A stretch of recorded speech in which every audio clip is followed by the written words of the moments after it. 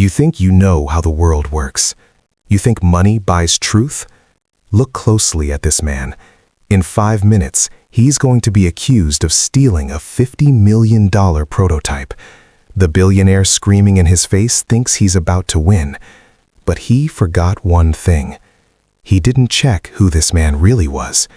And by the time the police open that pocket, it won't be a theft they find. It will be a confession that destroys an empire. Don't look away. The Plaza Hotel in New York City smells like old money and new desperation. Tonight, the air conditioning is fighting a losing battle against the heat of 300 bodies wrapped in silk and Italian wool. This is the Future Forward Gala. An entry ticket costs $50,000. The cameras are flashing, a strobe light effect that blinds anyone not wearing sunglasses.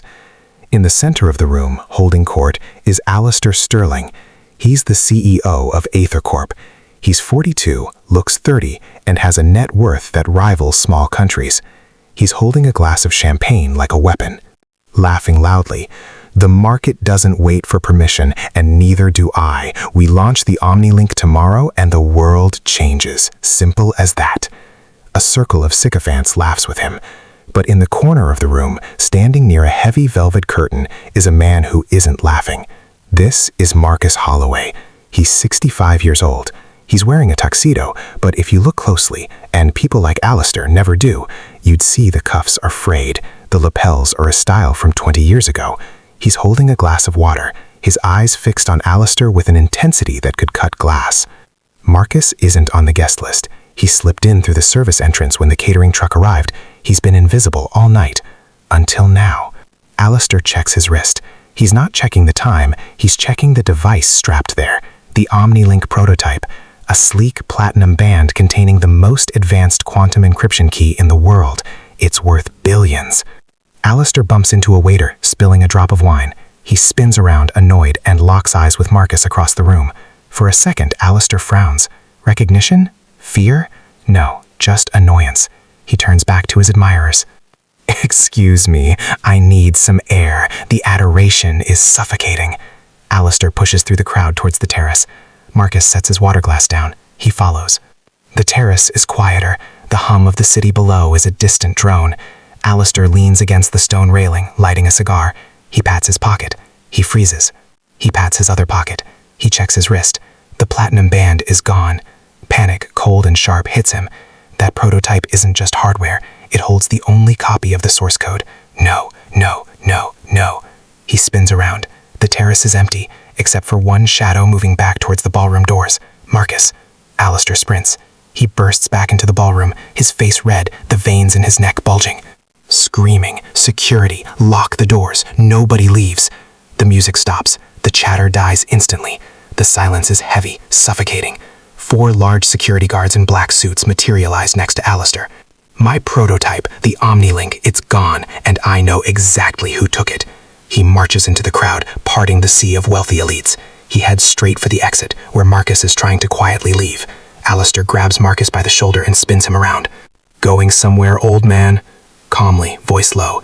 "Remove your hand from my suit, Mr. Sterling. Or what? You'll steal my watch too? I saw you. You followed me to the terrace. You bumped me. Empty your pockets, now." "I have stolen nothing. I am leaving."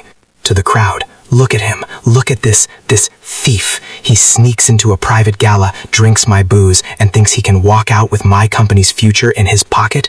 People are whispering now. iPhones are out, recording. The narrative is already being written in their heads. The wealthy victim, the desperate criminal. Sirens wail outside. The NYPD arrives fast. Money buys response time. Detective Miller enters, looking tired. He sees the billionaire screaming at the older black man. He sighs. He's seen this movie before. "All right, break it up. Mr. Sterling, step back." "Arrest him. He has the OmniLink. It's in his right jacket pocket. I saw the bulge." "Sir, I need you to cooperate. Did you take anything from Mr. Sterling?" "I took nothing that belongs to him." "He's playing word games. Search him." Miller puts on gloves. He approaches Marcus slowly. "Sir, for your own safety, I'm going to pat you down. Raise your arms." Marcus hesitates. He looks at the camera phones surrounding him. He looks at Alistair's smug, triumphant grin. Marcus slowly raises his hands. Miller pats the left side. Nothing. He moves to the right jacket pocket. He feels something. A rectangular, hard object. The room gasps. Alistair claps his hands once. A loud crack. Boom. Got him. Miller reaches into the pocket. He pulls out a device. It is indeed the Omnilink. The platinum glints under the chandelier lights. Thank you, Detective. Now get this trash out of my sight. I have investors to reassure. Alistair reaches for the device. Wait. It's the first time Marcus has raised his voice. It carries a weight that stops Alistair's hand in midair. Check the engraving on the back, Detective. What? Who cares? It's my serial number. Hold on. Miller turns the device over. He squints at the tiny laser-etched writing on the back of the platinum case. It doesn't have a serial number, Mr. Sterling. Don't be stupid. Of course it does. It says, "To Isaac, my heart, my code. Love, Dad, 1999. The room goes dead silent. 1999. 25 years ago. The Omnilink technology was supposedly invented 3 years ago by Alistair. He etched that on there. He scratched it on to confuse you. Give me my property. Connected. What? Connected to the projector. If it's your prototype, Alistair, it will contain the quantum encryption code you promised your investors. If it's mine, it will show the truth.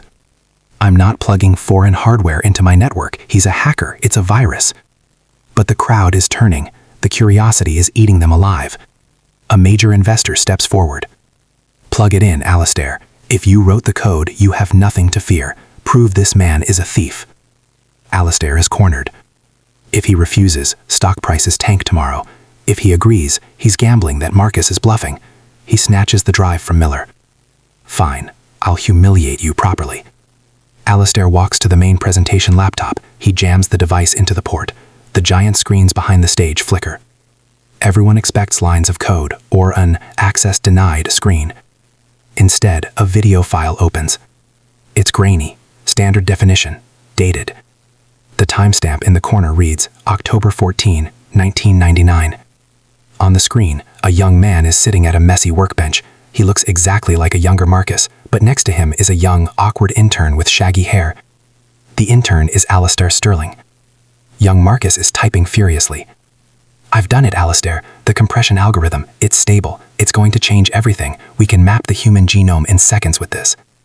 Young Alistair looks at the screen, eyes wide with greed. We need to patent this, Marcus. We need to sell it to the military. We'll be billionaires. No, this is for the hospitals, for my son, Isaac. This tech is going to cure him. It's open source, Alistair, free for everyone. The video shifts. The camera angle is crooked, like it was knocked over. Young Alistair is holding a heavy wrench. He is screaming, "You old fool, you're throwing away a fortune." The screen goes black, but the audio continues.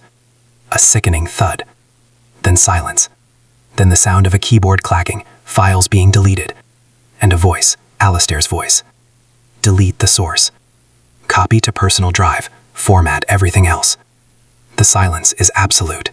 It is the silence of a grave. Alistair is staring at the screen, his face drained of blood. He looks like a ghost. He tries to yank the drive out, but his hands are shaking so badly he drops it. You didn't kill me that night, Alistair. You just put me in a coma for 6 months. When I woke up, my lab was burned down, my research was lost, and you were the wonderkind of Silicon Valley. This is a deep fake. It's AI generated. Arrest him! And my son, Isaac, he died 3 weeks after you stole the tech that could have saved him. You didn't just steal a patent, Alistair. You stole his life. Miller, stepping forward, hand on his holster. Mr. Sterling, step away from the laptop. I am a billionaire.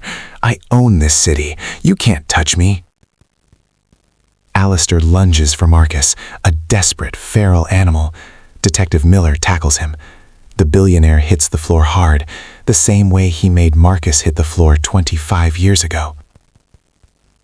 As they handcuff Alistair, he's not screaming about lawyers anymore. He's weeping, not for the crime, but for the loss of the illusion. Marcus picks up the platinum device from the floor. He doesn't look triumphant. He looks tired. He looks at the engraving one last time, to Isaac. He walks over to the laptop, presses a key, and executes a command. Upload to public server. The screen flashes. Upload complete. The Aether Corp stock is already plummeting on the tickers outside.